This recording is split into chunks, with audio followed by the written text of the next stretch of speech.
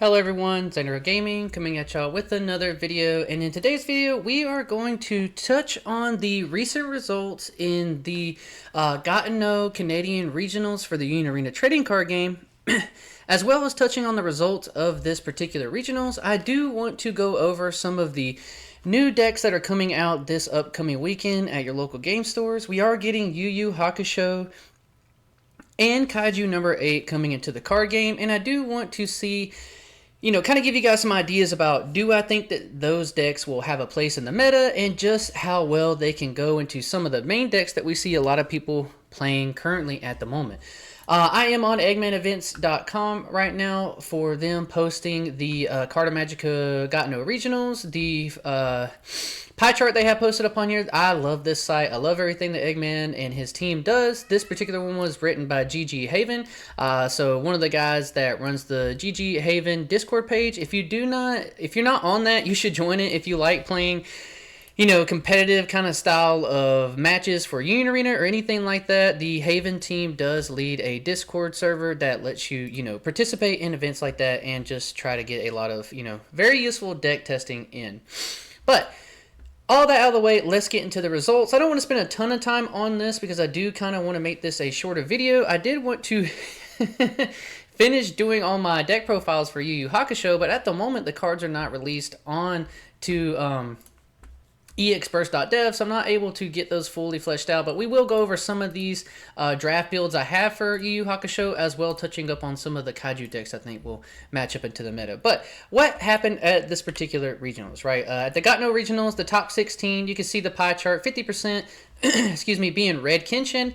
I don't think that that is a surprise to anyone at all. I think that this is definitely the most consistent and best deck in the game. And like I said, when this set came out, I was very surprised at how early they gave us kenshin in the card game, because it is still very powerful in Japan as well. And even though red kenshin is technically nerfed here, not having the fake 0-drop 2-cost cards, it really is still so consistent, so powerful, and every deck does have to try and play against kenshin. I do think that there is some hope that some of these new decks will come into here and give kenshin a little bit harder of a time, but spoilers, I do think that kenshin still will be the absolute best deck in the game for you to take if you're trying to top at a region, but I don't think that that means it's unbeatable, right? And one positive thing you can see here is that it's split exactly down the middle, 50% of all these other decks that are topping, and all of these being unique deck lists outside of the Saito, is really promising for the card game. All these other decks finding good matchups into kenshin and other decks throughout the tournament, right? But going into the top 16, 8 red kenshins taking up 50% of the pie chart, 2 purple kenshin Saitos, which is definitely the main deck that a lot of people, Purple Saito and Roy Mustang, are the two decks that I think people take into kenshin at the moment that we know are pretty strong. But I also do think that the Purple Squad Zero, if you're looking for another great matchup, and as long as and Red Asta as well, to be completely honest, those 4 decks do pretty well into kenshin. But at the end of the day, I think that if kenshin sees everything and you see everything and everything goes well, that kenshin still just is such a consistent and powerful deck, it really can just beat out most decks in the game. But 1 Roy Mustang, 1 Renji Rush, 1 purple Code Geass Gawain, 1 green Code Geass Lancelot, 1 blue JJK Sukuna Nanami Hybrid, and 1 Red Black Clover Asta deck.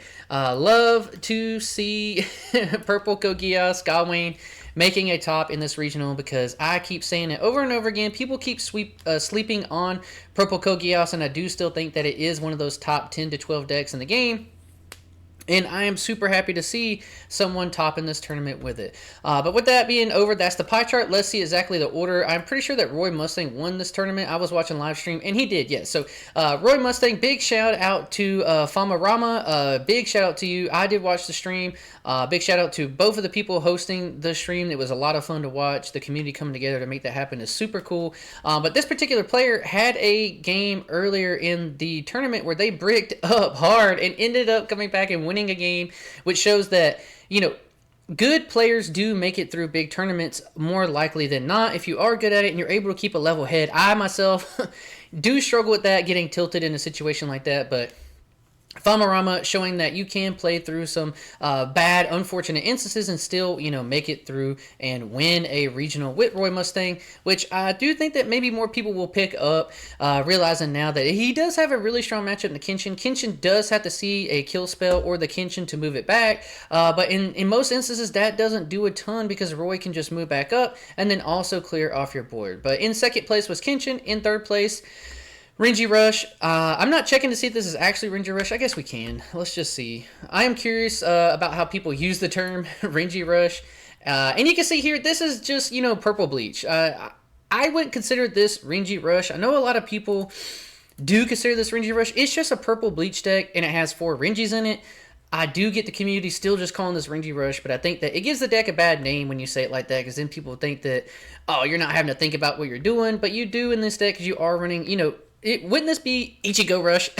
Since there's, 10 different Ichigos in the deck and Renji. That's my little spill on the whole Renji Rush thing. This is just purple bleach. Good, tried and true purple bleach, 4K bodies, and try to deal with it. And love to see that they did get third place here. Fourth place, Kenshin. So 50% of the top 4 being Kenshin. And then Saito in 5th place. We did get to see this played on one of the matches. And then 6th place, a purple Code Geass, Gawain. I love to see someone doing well at this. 7th place, a Kenshin again.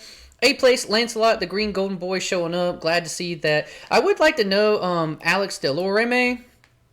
If you watch this or anyone knows him, leave a comment down below. I would like to get, Liam and Alex Delarme. If you watch this or any of your friends know these 2 people, tell them to message me in the comments or reach out to me. I would love to pick their brains about why they took Code Geass into this tournament, because if y'all know, Code Geass is one of my top 10 animes of all time, and I'm also thinking about, bringing either Kurapika or Code Geass or Yu Yu Hakusho deck, since those are some of my favorite anime, and I'd just like to pick their brains about why they picked these matchups. And I do think that both these decks are solid enough and have the tools to compete, and you can see here by both of these players getting both of these decks into the top 8, which is a lot to say for them, right? Kenshin 9th and 10th, 2 red Kenshins, a purple Saito again in 11th place, a Sukuna Nanami in 12th place. I think a lot of people are just off of this deck, but you can still see that the power of the blue JJK deck is there, and it's really, really strong, so you can't be sleeping on this deck either, because if they do just see a lot of those rays, they can control your board so well and finish you out if they have enough of those fingers or these cards in the sideline to fuel the Nanami. 13th place, Kenshin. 14th place, Asta, and then 15th and 16th place, Kenshin decks here. Love to see Asta doing well here. I am a big believer in this deck as well. I think Asta is really, really strong. And I know a lot of people probably seeing this are doom and gloom, thinking, oh, Kenshin's so good, it's so OP.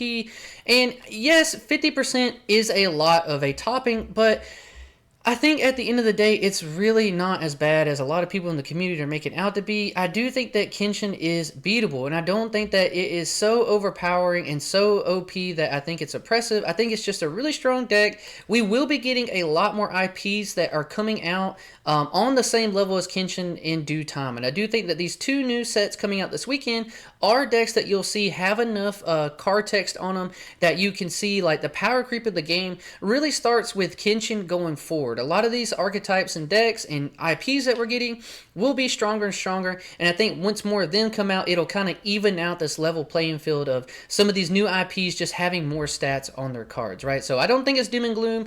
I know that Kenshin's really strong, we all do, but I think that being able to see, these other top 8 being 7 different listings is really, really cool, because it just shows how good the card game is at the moment. Even this is a great thing for a card game.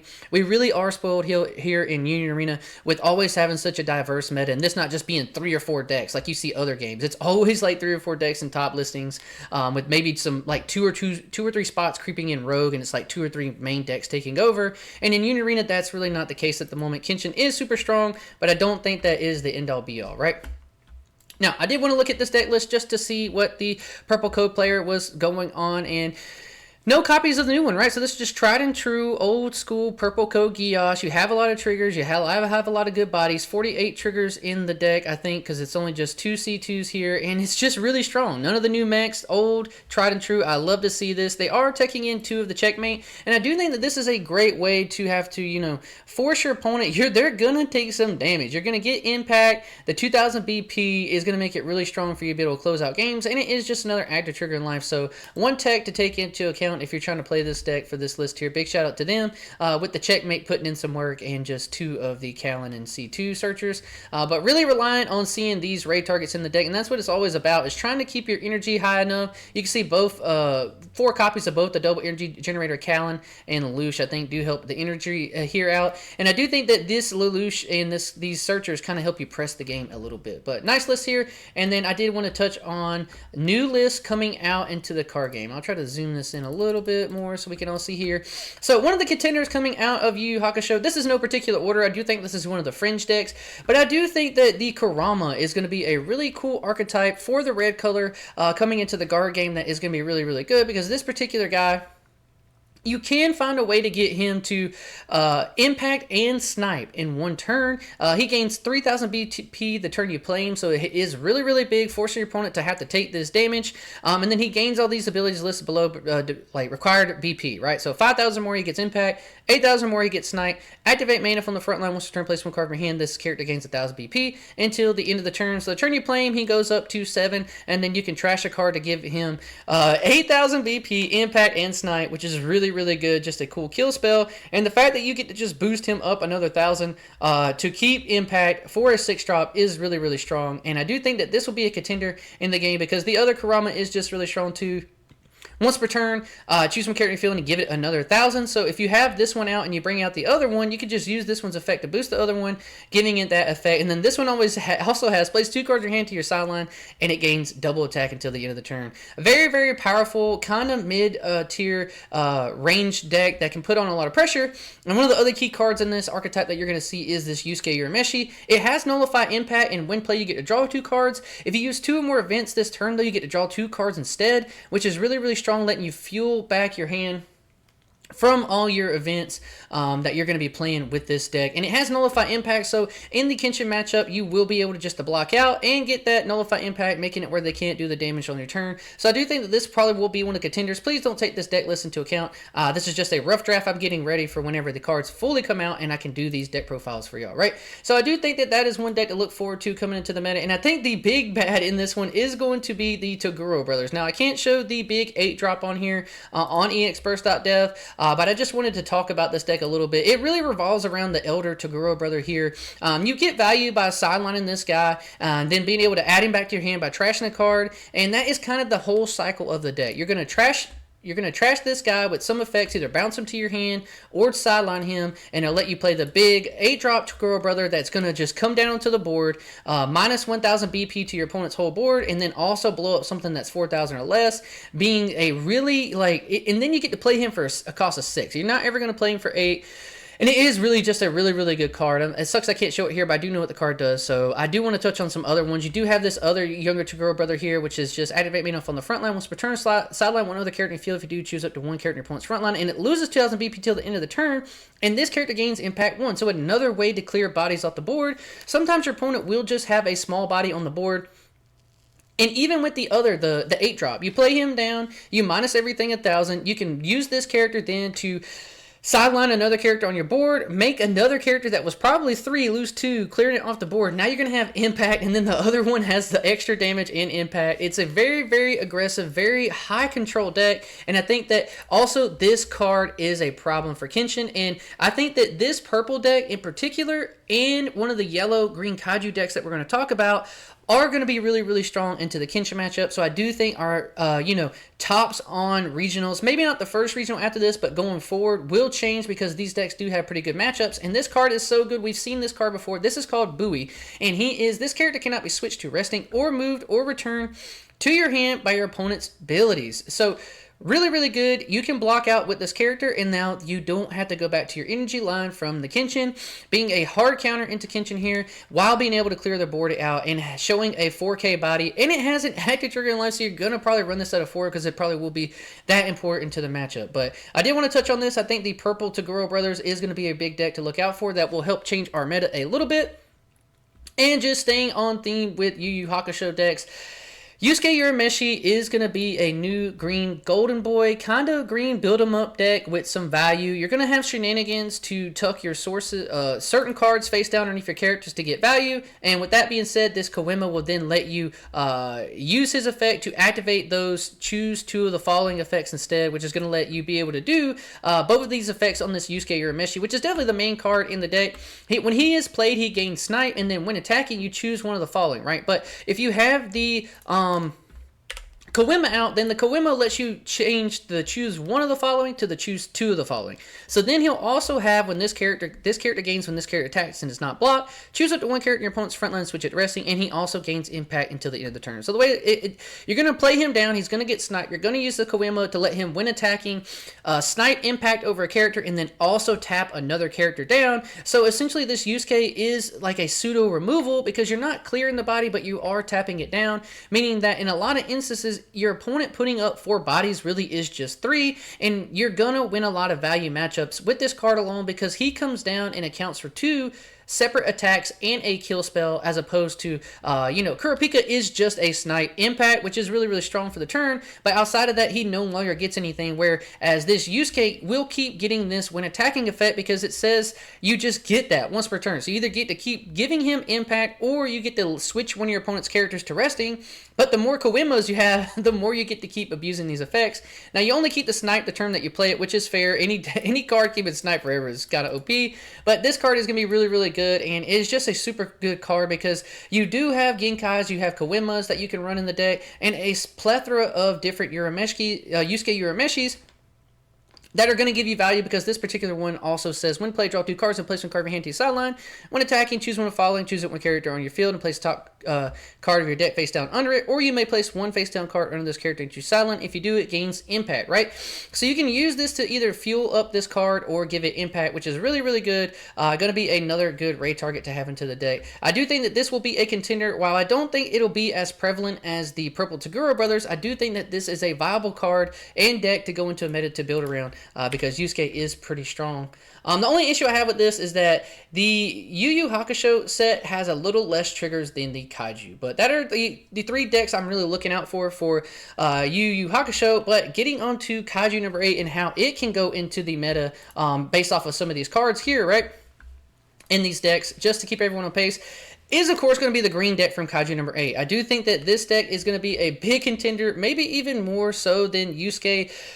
Mainly from the fact alone that this is a tried and true big build 'em up green deck that has a lot of value but doesn't need to really play the 8 energy. I know it says 8 energy here, but in most cases you're going to play this for 6, whereas in the Yusuke deck you are going to have to be at that 7 energy line, and I think in Kaiju number 8 it has a higher ceiling with a lower energy count. You're going to rest a lot of your characters to get values and then be able to play these Kaijus down for a reduced cost. Him having, 2 different raid targets in the deck and a big 8-drop 2-cost action point card just shows how fleshed out this particular archetype is. And, if we really wanted to make the trigger counts higher, you could just drop this Kafka and make it, 50 triggers in the deck. And it just shows like how many more effects and options you have in the Kaiju decks, because all the cards, most of them in most cases, have a trigger or some kind of effect on them that makes them worthwhile playing, where you can't get the same amount of triggers and effects in the Yusuke or the YuYu Hakusho decks in general. But I do think that this deck is one to watch out for as well. It is really strong. It is damage 2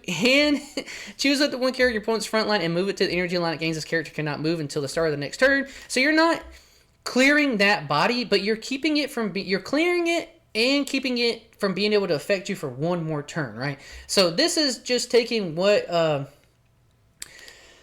Kenshin does, but a little bit better because you do move it to the back line as soon as you play it, so you're not having to swing and then let them get a free block out of it. You're taking one character out of the question, you're moving it to the energy line, and you're not just doing that. That particular character can no longer move until the start of the next turn, so that it's another turn that is down. So it almost acts as 2 different kill spells. And this is a 5k body, which is really, really important because now you can block out the Kenshin swings, and they don't have a lot of answers to get over a 5k body outside of just using their kill spell or moving it back to your energy line, whether they have it. Another one is you do have this 6 energy raid. It just says choose one character with 3,000 less PP on your opponent's front line and sideline it if you If it's your turn, you may switch this character resting if you do 4,000 BP or less. So another kill spell. So you get to pop a 4K body if you really need to, a 3K if you do want to keep it active as a switcher. But it can also help itself out. Activate main, switch to resting. This character gains 1,000 BP and impact until the end of the turn. Or activate main, place one card from your hand to the sideline. Once per turn, switch the character active. So you can just switch it resting, give it 1,000 BP impact, and then also pay for its effect to switch it to active. Very versatile card, very, very good. And the fact that it can go up to 4,000 BP or 5,000 BP is another factor. And then the deck gets another raid target.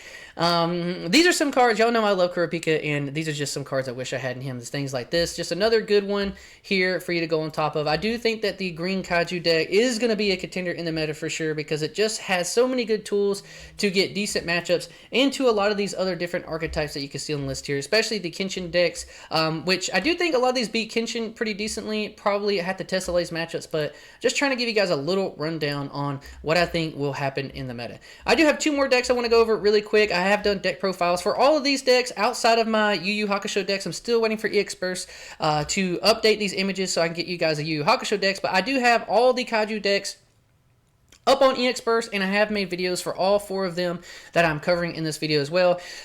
And the yellow decks, I'll touch on Mina first because I do think that Mina is going to be one of the big contenders going into the meta. This deck is really, really strong, and it has a lot of things going for it. It says if Bako is on the same line, this character gains impact. It's 5 energy, 1 action point. When played, choose it one character in your opponent's front line and switch it to resting. Activate main if on the front line. Once returned, choose one rested character in your opponent's front line. It gains this character main set to resting. The next time it would be switched to active. So you just, once per turn, get to say if something's resting, it stays resting. And when she plays herself, she gets to put something to resting. So this is a body of a color trigger for yellow is essentially what she is, and she's a 4K with impact, which is really, really strong. If you could just keep your opponent's characters tapped down and make them have to replace them in removal, now they're not getting as much value on those, because they would probably prefer you just kill them outright, because other decks do have ways to recur it. That alone makes her pretty strong. You also have another double action point for her, which is really, really good. You get to choose one of the character on the field and it gains 1,000. If Bako's on the same line, you get to draw one card when attacking, and then when played, if on the energy line, this character can attack from the energy line until the end of the turn, and you play her as active. So this makes her really, really safe. If you have 4 characters on the front line, you have 5 attackers now with this particular card, which is a lot of aggression for a yellow deck. Having that coveted yellow color trigger in the deck too is really, really powerful, which is going to be her Bako.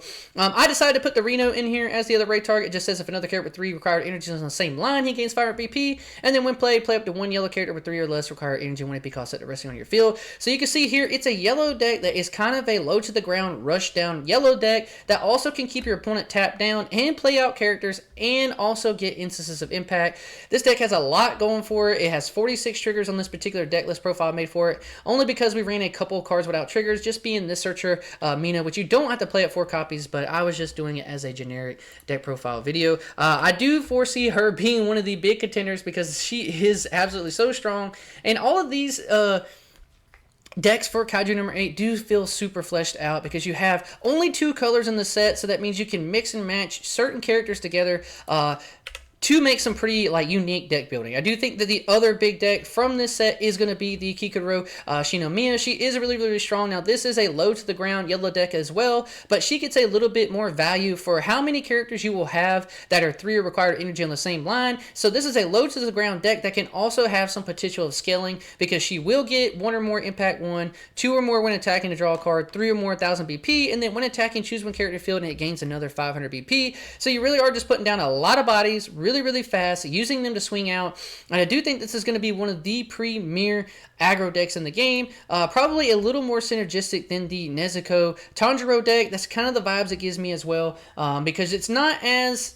you just need 3 cost characters, and that is so much easier to have on the board than particular character names in certain decks to do combos, and I do think that that is why the Kikuru is going to be so good.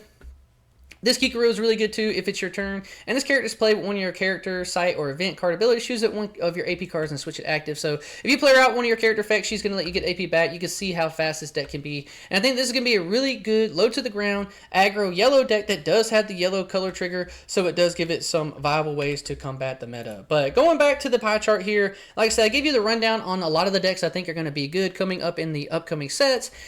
And with that being said, I think it's going to make some room on this pie chart. I don't think that the next regional will probably have 50% Kenshin. It probably can. I think that Kenshin will still be sitting as one of the best decks in the format. But I do think that some of these other decks we are getting are going to be really powerful. They're going to have some decent matchups going into these Kenshin decks.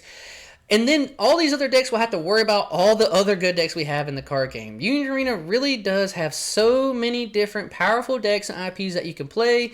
Don't just see the Kenshin taking up 50% as like, oh, I only have to play Kenshin. All these players here who did not play Kenshin, and you know, shout out to the Kenshin players too. Like, they had to play well enough. They did obviously play one of the best decks, but everyone that top obviously knows what they're doing to play well. And I think that if you really love a deck and an archetype, I think that you can try to find some way to make it work. And obviously, these are all decks we've seen before, right? I don't think any of these decks on the top listing here is a surprise. Probably one that would be a surprise to a lot of people, I guess, is that the Code Geass purple deck got a top. Because I've seen a lot of people say that this deck is dead, and I keep reiterating that it definitely is not, and that it is a powerful deck that people need to watch out for. But the game is in a healthy state. I am super excited to, you know, see where it goes forward in the next regionals coming up and where we can do that. Just a kind of reminder for the rest of the week, I will try and get out the YuYu Hakusho deck profiles. Once I do that, I will also do the kind of tier list prediction video, also to kind of give you guys an idea where I think some of these decks are going to sit. Hopefully you guys appreciate some of the information in there. I know this was a longer video than I obtained, but I have a lot to say. I think the card game is in an amazing spot, and we have a lot of strong decks that we can play. But please leave the video a like, subscribe to the channel. I appreciate y'all hanging out with me today. Peace.